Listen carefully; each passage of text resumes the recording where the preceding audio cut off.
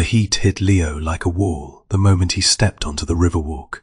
Not the pleasant warmth of the Texas sun, but the suffocating pressure of bodies, the echoing boom of mariachi music, the sizzling haze rising from 1,000 food stalls.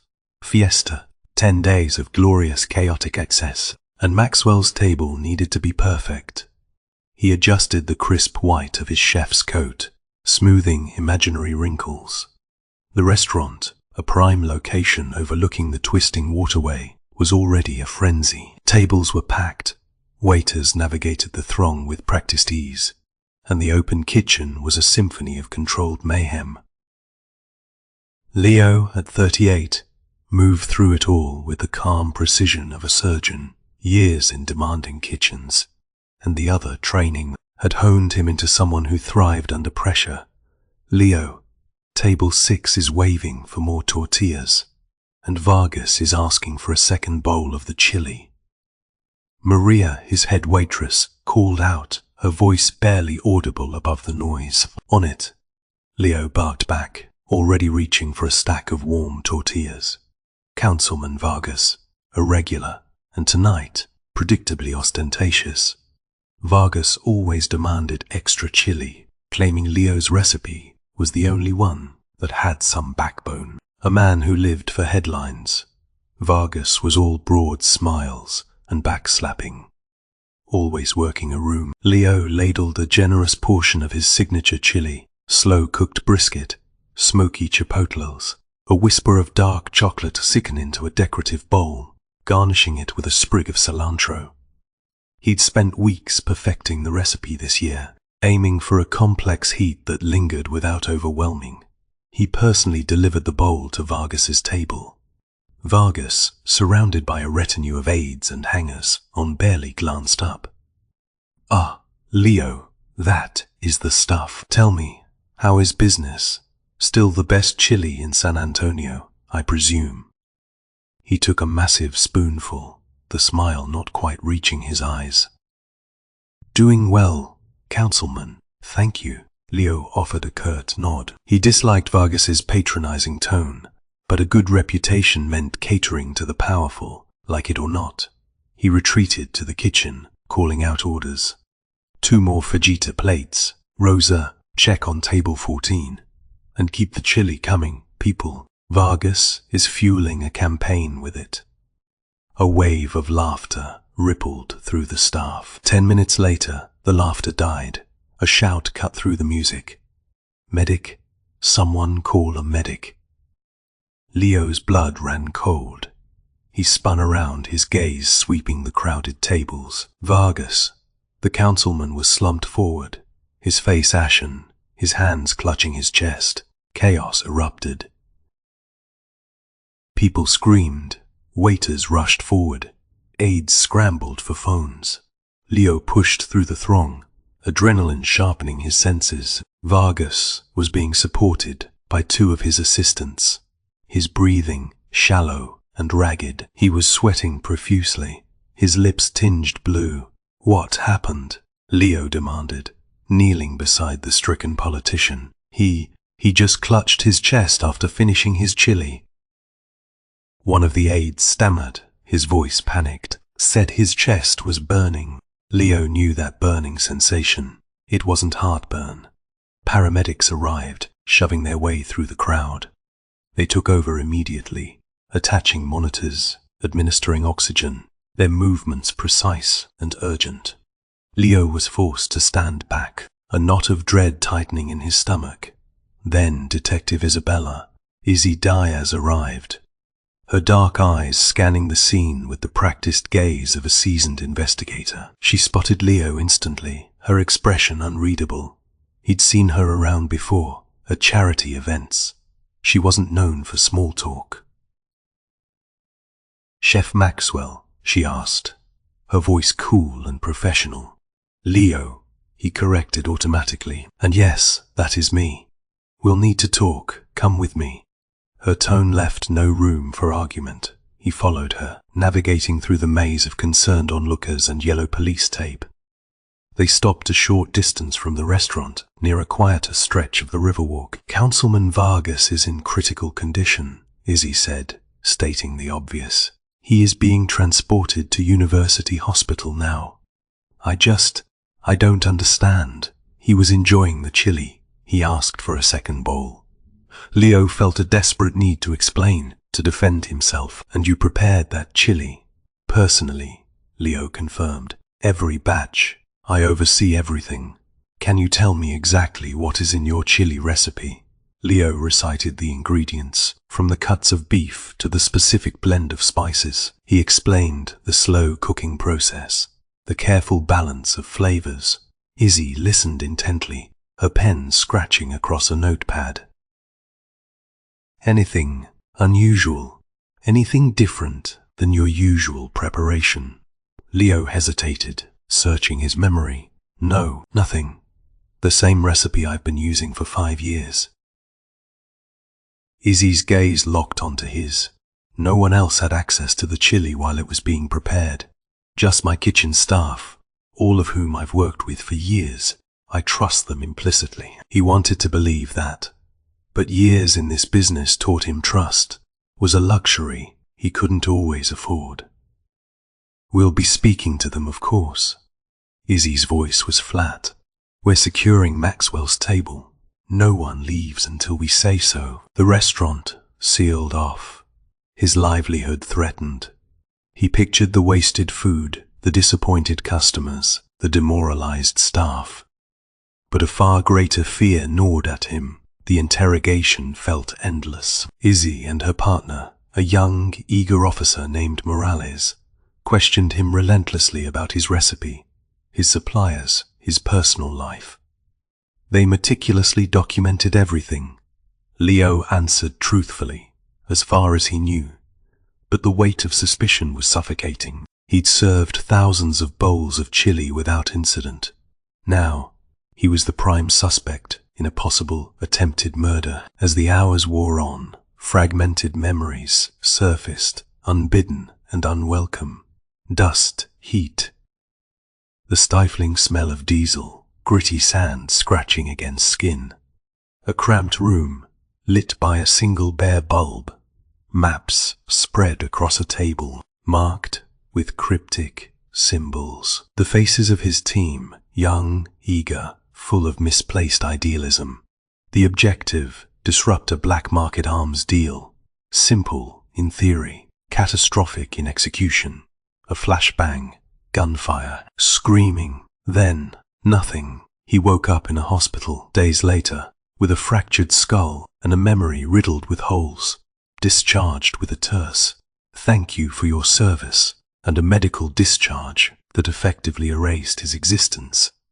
He'd buried that life, buried the guilt, the fear, the ghosts. He'd reinvented himself as Leo Maxwell, chef, purveyor of flavorful comfort food.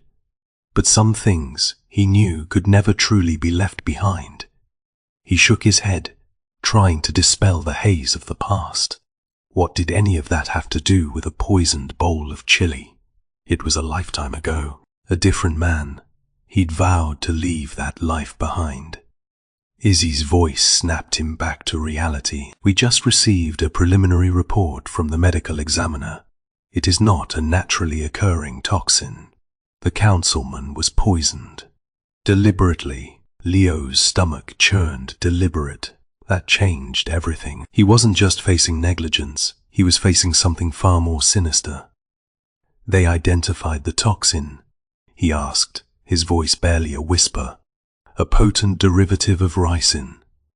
Highly difficult to detect, especially in a complex sauce like chili. Izzy watched him closely, searching for a reaction. Ricin, a terrifyingly precise poison. Not something you'd find in a spice rack. Someone knew what they were doing. I don't know how that could have happened, Leo repeated, the words sounding hollow even to his own ears. Izzy didn't respond. She simply nodded towards Morales, who was carefully bagging samples of the chili, the remaining portion from Vargas's bowl. We'll need a complete inventory of everything in your kitchen, chef. Every spice, every ingredient, every utensil. As Morales began the painstaking process, Leo found himself drawn back to the scene. He needed to see the bowl, to examine it, to search for anything he might have missed. Izzy, seeing the urgency in his eyes, reluctantly allowed him access. He approached the table, his hands trembling. The half-empty bowl sat on the white tablecloth, a grim reminder of the unfolding disaster. He picked up a spoon, running it along the bottom of the bowl, feeling for anything unusual. Nothing. He was about to give up, to accept that he'd simply missed something during the rush, when he felt it. A slight resistance, something hard embedded in the thick chili. He carefully scooped up a spoonful, examining it closely under the dim light. There, nestled among the beef and beans, was a tiny metallic object, gleaming silver, perfectly cylindrical, and undeniably foreign to any recipe he'd ever known. It wasn't a spice, it wasn't a garnish. It wasn't anything that belonged in his chili. It was a flechette, a miniature dart often used in silent weapons. Leo felt a jolt of ice-cold terror. This wasn't a kitchen accident. This wasn't about bad ingredients. This was a message, and he had a sickening feeling he knew exactly who it was from. The flechette felt impossibly small in Leo's palm, yet it weighed a ton. He secured it in an evidence bag, the plastic crinkling in the sudden silence of the now-closed restaurant. It wasn't just a piece of metal, it was a ghost from a life he'd tried so hard to bury. He spent the next few hours in a frantic, desperate search, not for evidence of sabotage in his kitchen toolbin, though he scrutinized every spice jar and utensil, but for information about the flechette. The internet yielded little. Its dimensions were too specific, its construction too precise for a simple Google search. He delved into obscure military forums, encrypted message boards, places he hadn't visited in over a decade. Finally, he found it, a schematic diagram buried deep within a restricted access site, a component from a micro-drone, the Whisperwind, developed for a highly classified Black Ops program. A program he'd been intimately involved with. The Whisperwind was designed for silent reconnaissance and, more disturbingly, footy targeted elimination. The flechette was a stabilizing fin used to ensure accuracy at long range. This wasn't a random act of malice. It was surgical. It was a message delivered with terrifying precision. His hands shook as he closed the laptop. The world tilted on its axis. Someone was reaching back into his past, and they were using his life, his reputation, as leverage. He couldn't go to the police. Explaining the origin of the flechette would require revealing classified information, opening a Pandora's box of political fallout and legal nightmares. He needed help. Someone he could trust, someone who understood the shadows, someone who knew the man he used to be. He hadn't spoken to Marcus Mac Allen in 8 years, not since Bogot. He found Mac's number through a convoluted network of contacts, making calls through burner phones to scrub his digital footprint. The line rang 3 times before a gravelly voice answered. "Alan, Mac, it is Leo." A long pause, the weight of unspoken history hung between them. Leo, Jesus. Haven't heard that name in a while. What the hell are you calling for? I need your help. It is complicated. Complicated is your middle name, Leo. Lay it on me. Leo recounted the events at Maxwell's table, the poisoned chili, the flechette. He carefully omitted any mention of the Whisperwind, knowing Mac wouldn't appreciate being pulled into something that could drag up old ghosts. A flechette, that is, unsettling. Who would want to hurt you? Mac asked, his voice hardening. That is what I need you to find out. It is not about me, Mac. It is about what this thing means. It is military grade. Another pause. Military grade how? Leo caved. He explained about the Whisperwind, the Black Ops program, the years he'd spent operating in the grey areas of national security. He braced himself for Mac's reaction. Damn, Leo, you really haven't changed, have you? Still attracting trouble like a magnet. Mac's tone was a mixture of exasperation and grudging respect. "All right, send me everything you have. Pictures, specs, the whole 9 yards. I'll see what I can dig up, but don't expect miracles. These things are buried for a reason." I don't expect miracles, just the truth. The humid air of Bogart hung heavy, thick, with the scent of exhaust and decay. Leo, then a younger, more idealistic operative, stalked through the crowded streets, shadowing his target simply a Colombian drug lord funneling money to a paramilitary group. Mac, his handler and closest friend, provided support from a safe house, feeding him intelligence, coordinating logistics. "Remember the rules, Leo," Mac had cautioned, his voice crackling through the comms. "Clean and precise, no collateral damage.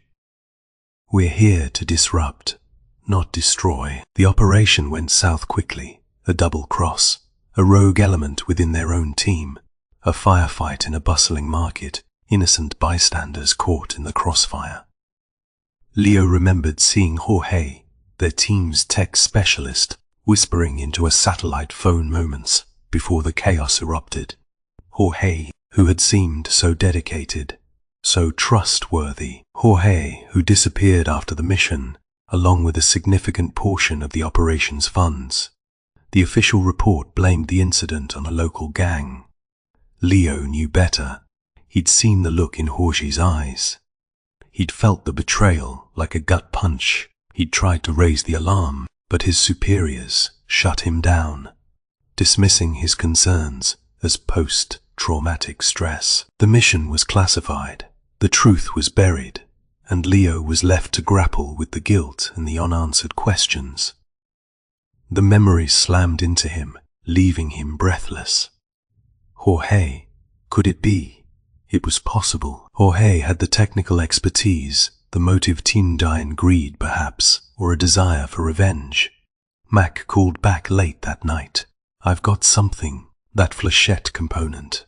It is linked to a batch that was shipped to a unit operating in Colombia 8 years ago." As I recall, Leo's blood turned to ice. The Whisperwind program, correct, specifically a detachment that was running operations in the Magdalena River Valley. They were tasked with eliminating a key figure in the drug trade, a guy named Ricardo Alvarez. Alvarez, the name triggered a flicker of recognition, a ruthless cartel boss with ties to powerful politicians. The records are patchy, Leo. A lot of this stuff was off the books, but I did find something interesting. The mission was officially deemed a success, but there were discrepancies. A significant amount of money went missing, and the target wasn't actually killed. He simply vanished. There were whispers of a setup, of someone selling out the operation. Jorge, Leo breathed, the name tasting like ash in his mouth. Jorge was involved. It is a strong possibility. He was the tech specialist. He had access to the drones, the communication systems. He could have easily manipulated the operation to his own advantage. But why now? Why resurface all this after 8 years? That is the million-dollar question, Leo, and I have a feeling it is not about the money. Mac's warning proved prescient. Over the next few days, Leo noticed he was being watched. A dark sedan lingered outside Maxwell's table. A man in a nondescript suit appeared at the farmer's market, seemingly studying him from a distance. He even caught a glimpse of the same man lurking near his apartment building. He told Mac, "They're testing you, Leo," Mac said grimly, "seeing how you react, trying to gauge how much you remember. They want something, no doubt. The question is, what?" He increased security at the restaurant, installing additional cameras and hiring a discreet off-duty police officer. He started varying his routines, taking different routes home, avoiding predictable patterns, but the feeling of being hunted remained. Then came the call from Izzy Diaz. "We need to talk. We've been reviewing the surveillance footage from the night of the incident." Leo met her at the hospital, where Councilman Vargas remained in critical condition. Izzy led him to a small, sterile room, the air thick with the smell of disinfectant. "We noticed something peculiar in the footage," Izzy said, displaying a series of still images on a laptop screen. "Councilman Vargas wasn't the only one you served chili to that night." Leo scanned the images. They showed him delivering bowls of chili to various tables, including Vargas's. He didn't see anything unusual. "I served dozens of people that night, Detective." Izzy zoomed in on one particular image. It showed Leo handing a bowl of chili to a man sitting at a table near the entrance. A man who bore a striking resemblance to Councilman Vargas, but older, heavier, with a different hairstyle. "This man," Izzy said, her eyes fixed on Leo's, "isn't Councilman Vargas." Leo stared at the image, confusion swirling in his mind. But he looked exactly like him. "He is Vargas's brother Hector, a retired police officer with a checkered past. He often stands in for his brother at public events." "Why?" "Apparently the councilman has a heart condition. His doctors advise him to avoid stressful situations. Hector takes his place when the risk is too high." Izzy paused, letting the information sink in. "The medical examiner has run further tests. The concentration of ricin in Hector Vargas's bowl was significantly lower than in the councilman's. It wasn't enough to kill him, but it was enough to make him violently ill. He is recovering now." He looked back at the image of Hector Vargas, then back at Izzy. "You're saying Vargas wasn't the target?" Izzy's expression was grim. "No, Chef. I'm saying someone wanted Hector Vargas dead." "So Vargas wasn't the mark," Mac said, his voice crackling through the phone. "His brother was. That changes everything." Leo sat in his darkened apartment, the city lights of San Antonio painting streaks across the wall. He hadn't slept in days, haunted by the ghosts of his past and the looming threat of his present. It means someone wanted Hector Vargas gone, and they were willing to risk poisoning the councilman to do it. Exactly. Which suggests a pretty powerful motive. Let's start digging into Hector's life. Political enemies, business rivals, disgruntled ex-lovers, the usual suspects. They started with the obvious Izzy Vargas's political opponents. He was a rising star in the city council, pushing for reforms that ruffled feathers among the old guard. But the leads quickly dried up. No one had a strong enough motive to risk such a brazen act of violence. Hector Vargas was on the planning commission. He recently voted against a major land development project proposed by Victor Sterling. Victor Sterling. The name sent a shiver down Leo's spine. Sterling was a shark, a ruthless real estate developer notorious for getting his way. He'd made a fortune transforming neglected parts of the city, but always at a cost. He had a reputation for persuading anyone who stood in his path. "Sterling wants to redevelop a large section of the Riverwalk," Mac continued. "He has been trying to acquire the land for years. Hector's vote was the last major obstacle." "So Sterling had a motive," Leo said, the pieces starting to fall into place. "A very strong one. He has got the resources, the connections, and the reputation for getting things done, no matter what it takes." They dug deeper into Sterling's background. His company, Sterling Enterprises, was a labyrinth of shell corporations and offshore accounts. He had a vast network of lawyers, lobbyists, and consultants who operated in the shadows.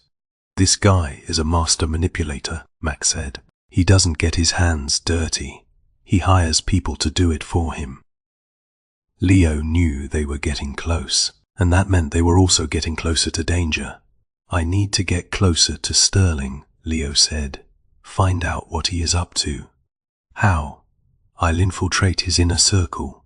Do what I do best, 20 cook." Mac hesitated. "That is risky, Leo. Playing chef for a guy like Sterling. You're walking into a viper's nest. I have a plan. Sterling was hosting a charity gala at his palatial estate overlooking the Riverwalk. A black tie affair attended by the city's elite. Leo used his culinary reputation to secure a catering gig. A little white lie about a last-minute cancellation by Sterling's usual caterer, and he was in. The estate was a fortress, with uniformed guards patrolling the grounds and plainclothes agents blending into the crowd. Sterling, impeccably dressed in a tuxedo, greeted Leo with a cold, appraising stare. "Chef Maxwell, I've heard good things. Don't disappoint me." "I won't," Leo replied, meeting his gaze without flinching. He knew Sterling was assessing him, trying to gauge his loyalty. The gala was a whirlwind of champagne, canapes, and empty smiles. Leo moved through the crowd, subtly observing, listening to conversations. He overheard snippets of gossip, veiled threats and backroom deals. He learned that Sterling was facing increasing opposition to his Riverwalk project, not just from Hector Vargas, but from a growing coalition of community activists and small business owners. During a lull in service, Leo found himself face with Sterling's head of security, a hulking man named Brannigan, with a shaved head and eyes that seemed to bore into your soul. "Enjoying the party, chef?" Brannigan asked, his voice a low growl. "It is a beautiful event," Leo said, maintaining a neutral tone. "Mr. Sterling appreciates discretion. He expects loyalty from everyone who works for him." "I understand." Brannigan's gaze narrowed. "We've been looking into your background, chef. You have an interesting history." Leo's heart skipped a beat. They knew, or at least, they knew enough to be suspicious. "I'm a chef," Leo said calmly. "My history is in the kitchen." Brannigan didn't reply. He simply stared at Leo for a long moment, then turned and walked away. Leo knew he was being watched. Every move he made, every word he spoke, was being scrutinized. As the night wore on, Leo continued to gather intel. He noticed a pattern in the conversations he overheard: Fiti-coded language, veiled references to obstacles and solutions. He realized that Sterling wasn't just trying to redevelop the Riverwalk. He was systematically eliminating anyone who stood in his way. He also noticed something odd about the gala's menu. It was an elaborate affair, featuring exotic ingredients and obscure culinary techniques. But amidst the flowery descriptions and pretentious language, Leo spotted something out of place. Hidden within the descriptions of the various courses was a string of seemingly random letters and numbers. He recognized it instantly: Sonti, a simple cipher, a classic substitution code. He excused himself and found a quiet corner, pulling out a notepad and scribbling down the coded message. After a few minutes of decryption, the message revealed itself. "Falcon, meet Raven, Suti, Old Mill soon, 0200 North." The Old Mill was a dilapidated building located on the outskirts of San Antonio, a notorious hangout for smugglers and criminals. 0200 hours, 2 a.m. Mac, Leo said into his encrypted phone, his voice urgent. "I've got something, a meeting, Falcon and Raven, at the Old Mill, tonight at 2 a.m. Falcon and Raven, those are code names, Mac said, his voice grim. "This is serious, Leo. Stay put, I'm coming to you." "No, I'm going to the Old Mill. I need to know who these people are and what they're planning." "Leo, don't be reckless. This could be a trap. It probably is, but I need to know what Sterling is up to." He hung up, knowing Mac would be furious, but he couldn't wait. He had a feeling this meeting was the key to unraveling the entire conspiracy. He slipped out of the gala, blending into the departing crowd, the coded message burning in his mind. The river ran deep, and Leo Maxwell was about to dive in. The Old Mill wasn't a mill at all, but the crumbling remains of a ranch house 10 miles north of San Antonio, swallowed by mesquite and scrub. Leo and Mac, traveling in Mac's heavily modified SUV, approached under the cover of darkness. The vehicle's headlights extinguished, the air tasted of dust and decay. "This place screams bad news," Mac muttered, scanning the perimeter through night vision goggles. Sterling picked a good spot to keep things quiet. They parked a safe distance away and moved on foot, using the terrain for cover. The ranch house was dimly lit, the only illumination coming from a few strategically placed spotlights. Voices carried on the wind, low and conspiratorial. "Sounds like a small group," Leo said, his senses on high alert. His military training kicked in, analyzing every sound, every shadow, but the instincts hadn't faded. They circled around to the back of the house, finding a broken window that offered a partial view inside. Through the cracked glass, they saw Victor Sterling, looking smaller and more menacing than Leo remembered. He was talking to a man in a military uniform, cistern-faced colonel with close-cropped grey hair, Colonel Harding. Mac breathed, his voice tight. "What is a retired military man doing with Sterling?" Harding was a procurement officer, Leo said, recalling the name from old intelligence briefings. Specialized in black ops equipment, he had a reputation for being accommodating. The conversation, though muffled, was enough to confirm their suspicions. Sterling was outlining his plans for the Riverwalk, talking about eliminating obstacles and securing lucrative contracts. Harding, in turn, was offering his expertise in security and logistics, providing a team of highly trained operatives to carry out Sterling's dirty work. "He is using ex-military personnel," Leo said. "Mercenaries. This is bigger than we thought." "Time to crash the party," Max said, a grim smile spreading across his face. He pulled a silenced pistol from his holster. "Let's ruin Sterling's little meeting." They breached the ranch house through the front door, bursting into the room with guns drawn. The element of surprise was on their side. Sterling and Harding barely had time to react. "Freeze," Leo barked, his voice authoritative. Chaos erupted. Harding's security team, a group of heavily armed men, responded instantly, opening fire. Bullets whizzed past their heads, shattering furniture and kicking up dust. Mac, a surprisingly agile figure for his size, dove for cover behind a overturned table, returning fire with deadly accuracy.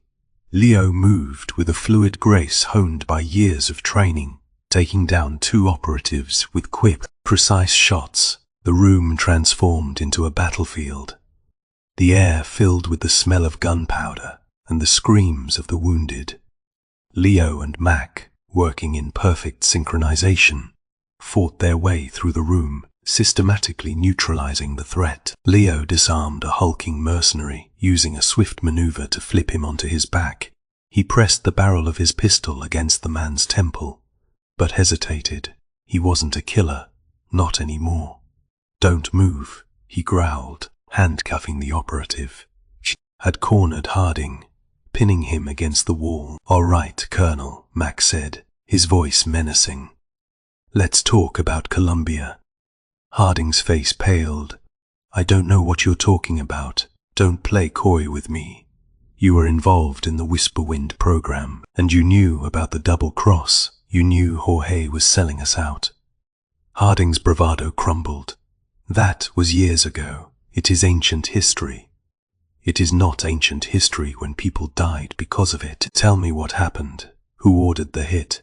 Harding hesitated, then began to speak, his voice a barely audible whisper. "It wasn't a hit, it was a redirection. The original target wasn't Alvarez, the drug lord. It was a corrupt general, a key ally of the American government. Jorge was paid to ensure the operation failed, to protect the general's interests." "By whom?" Leo pressed, his voice steely. "I don't know. I was just a procurement officer. I supplied the equipment. I didn't ask questions." Before Leo could press further, Sterling, who had been hiding behind a bookshelf, made his move. He grabbed a young woman, 21, of his administrative assistants, Sudin, and held a gun to her head. "Don't come any closer," Sterling shouted, his voice trembling with rage. "Or the girl gets it." Leo and Mac froze, their guns lowered.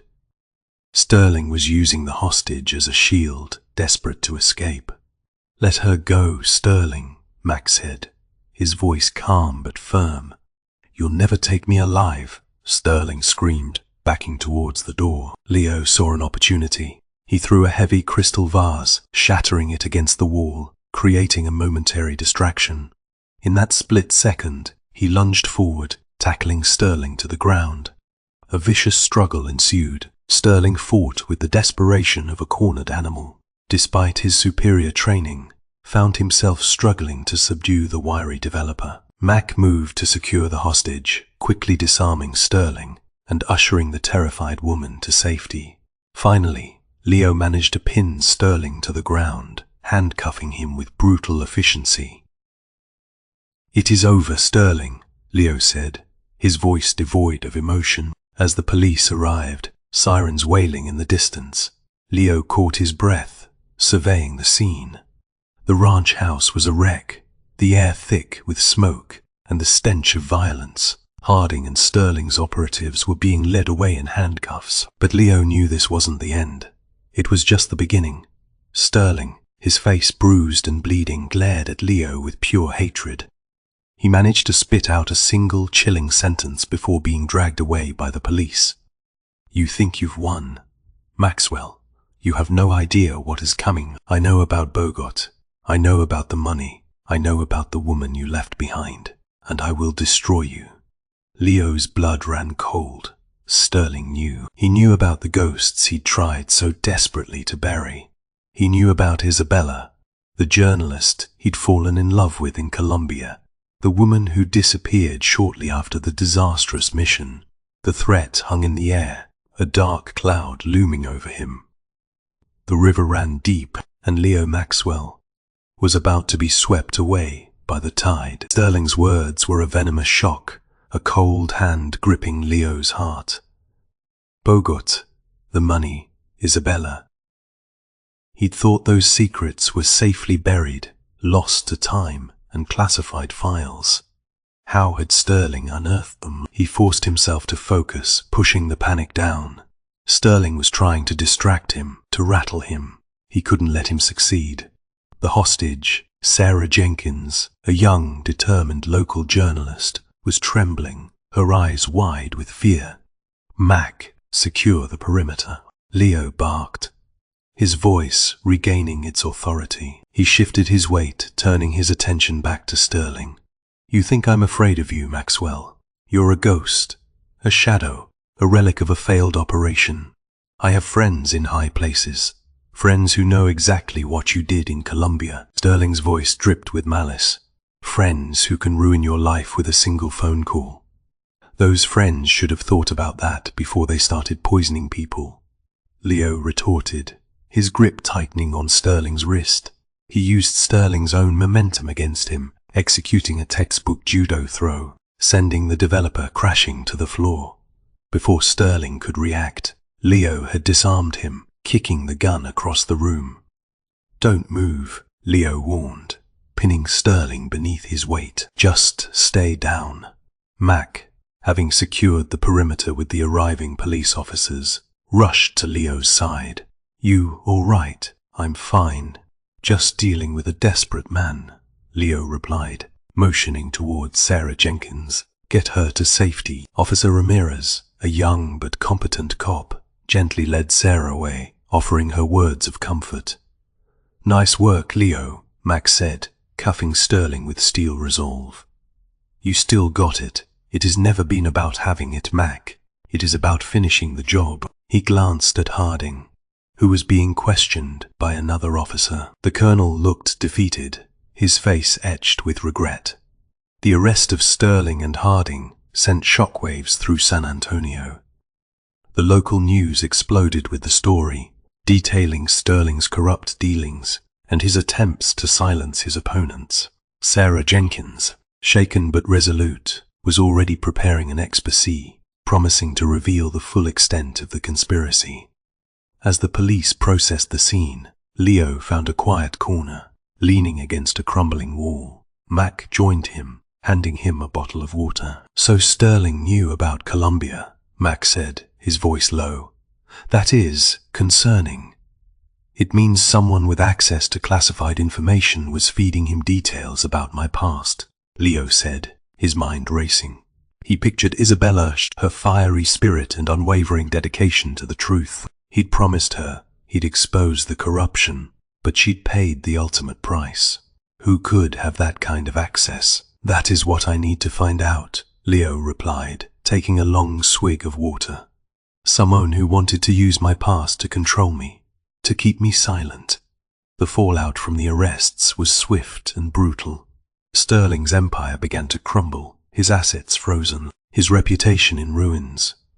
The Riverwalk project was put on hold, pending a full investigation. But Leo knew that this wasn't the end of the story. Sterling was a puppet, a pawn in a much larger game. He'd been too arrogant, too flamboyant to be the mastermind. Someone else was pulling the strings.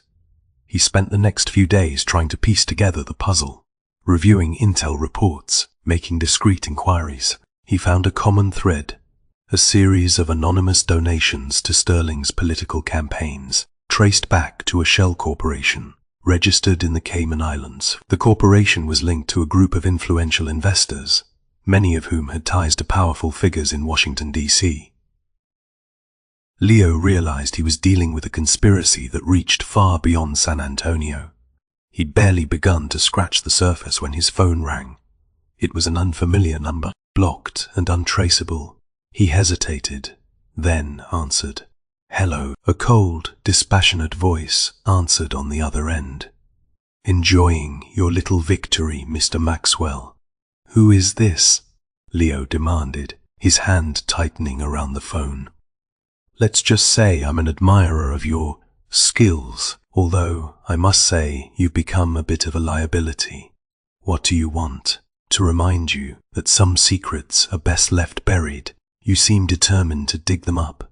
That is unfortunate for you." "Isabella," Leo blurted out, the name escaping his lips before he could stop it. The voice chuckled, a dry, humorless sound. "Isabella, a tragic loss, wasn't it?" She was. "Curious, just like you." The implication sent a chill down Leo's spine. They were responsible for Isabella's death. They'd been watching him all along. "You killed her," Leo said, his voice barely a whisper. "Let's not jump to conclusions. Accidents happen, especially when people ask too many questions." "Who are you?" Leo demanded again. The voice remained silent for a moment, then said, "Someone who understands the value of power. Someone who has the resources to protect their interests. Someone who can make your life very, very difficult." "You're not as untouchable as you think," Leo said, summoning his courage. "We'll see about that. Consider this a warning, Mr. Maxwell. Back down, walk away, or you'll regret it." The line went dead. Leo stared at the phone in his hand, his mind reeling. He had taken down a corrupt developer, but he'd stumbled into a hornet's nest. He knew he was being watched, that his every move was being monitored, but he couldn't back down. He owed it to Isabella. He owed it to himself. He had to expose the truth, no matter the cost, even if it meant facing a powerful enemy who held all the cards. The phone rang again. This time it was Mac. "Leo, you're not going to believe this," Mac said, his voice urgent. "I just got a call from a source inside the FBI.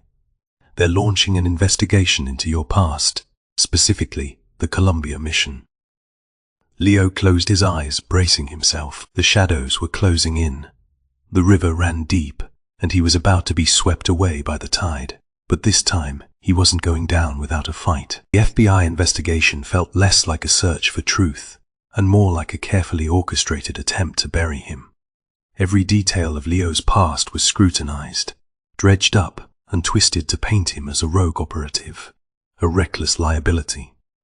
Mac, leveraging his contacts within the Bureau, managed to steer the investigation away from the Colombia incident, but the shadow of suspicion remained. "They're fishing, Leo," Mac said, meeting him at Maxwell's table during a rare slow afternoon. "Trying to find something, anything, to discredit you. They're thorough, but they're also selective, focusing on the negatives, ignoring the context." Leo stirred his coffee, the bitter taste mirroring the frustration churning within him.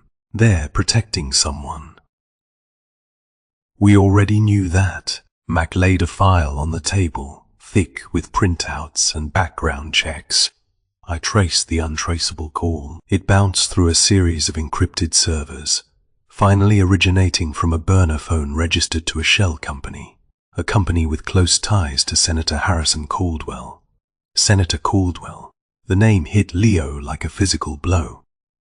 Caldwell was a San Antonio institution, a powerful and respected figure who had represented the state for over 2 decades. He was a champion of local business, a staunch advocate for economic development.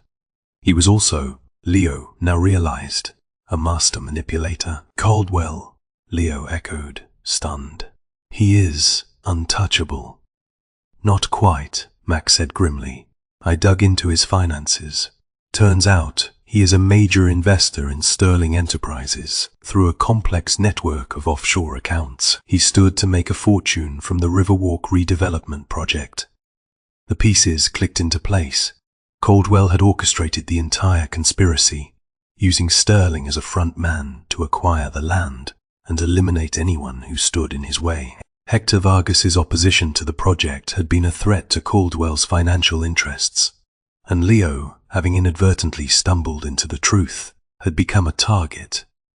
"He used Sterling to do his dirty work," Leo said, his voice tight with anger, "and he tried to discredit me by digging up my past. He underestimated you, Leo, and he underestimated Sarah Jenkins." Sarah Jenkins' exposé had dropped like a bombshell, triggering a firestorm of controversy. Her detailed investigation exposed Caldwell's financial ties to Sterling, the intimidation tactics used against opponents, and the deliberate poisoning attempt on Hector Vargas. The FBI launched a full-scale federal investigation, and the Justice Department announced criminal charges against Caldwell and several of his associates. The news dominated the headlines for weeks. Caldwell vehemently denied the allegations. But the evidence was overwhelming. Public opinion turned against him, and he was eventually forced to resign from the Senate. The victory felt hollow. Leo had exposed the truth, but he knew that Caldwell was just one head of the Hydra. There were others, powerful figures operating in the shadows, who would continue to exploit the system for their own gain. He sat in his restaurant, watching the Riverwalk bustle with activity. The sun glinted off the water, and the air was filled with the sounds of music and laughter. Life went on, oblivious to the darkness that had threatened to consume it.